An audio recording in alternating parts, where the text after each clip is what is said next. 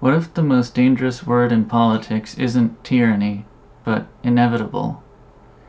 We're constantly told that central planning isn't a choice, that it's forced on us by complexity, technology, and history itself.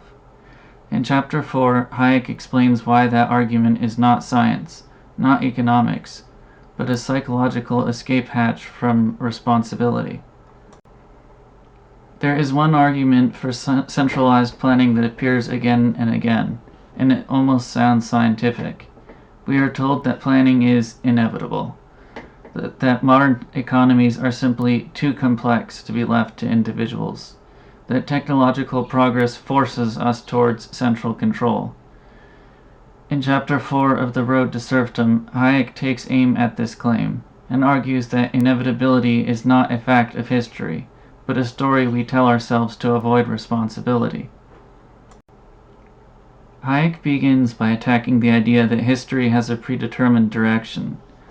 The planners claim capitalism had its time, complexity made markets obsolete, central coordination is the next stage of progress. Hayek rejects this outright. History does not move along rails. There is no law of nature that says freedom must give way to control. What is often described as inevitable is simply a political choice, dressed up as historical destiny. When people say we had no alternative, they are usually just saying we chose not to consider one. Here Hayek makes a subtle but devastating point. Yes, modern society is complex. Yes, production involves millions of interdependent decisions. But complexity is not an argument for central planning. It is an argument against it. No planner, no matter how intelligent, can gather, process, or constantly update the localized, tacit knowledge held by millions of individuals. Prices, profits, and losses are not imperfections. They are signals. Remove those signals and planners are forced to guess, or worse, to command. The more complex a society becomes, the more dangerous it is to place decisions in a single center. To make this concrete, Hayek's point can be illustrated with a simple object, a pencil. No single person knows how to make a pencil from start to finish. The wood comes from forests managed by people who've never met the miners who extract the graphite. The graphite is processed using machinery built by engineers who don't know the chemical formulas for the yellow paint. The paint is produced from inputs sourced across multiple countries. The rubber eraser depends on global supply chains, shipping routes, and price signals no planner could ever fully map. And yet, without any central authority commanding this process, pencils appear, millions of them, every day. This is not because the system is simple, but because it is decentralized. Prices coordinate what no planner could comprehend.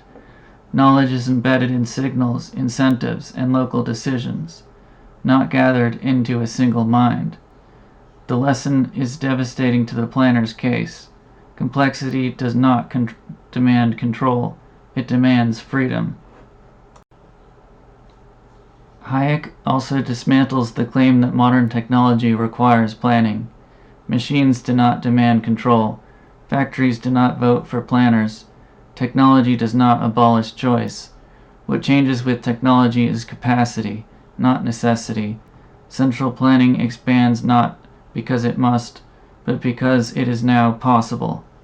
And what can be done soon becomes what is expected to be done. This is how power grows quietly, not through conquest, but through administration. Perhaps Hayek's most important insight here is psychological. Belief in inevitability comforts people. If planning is inevitable, no one is responsible. No one chose wrongly.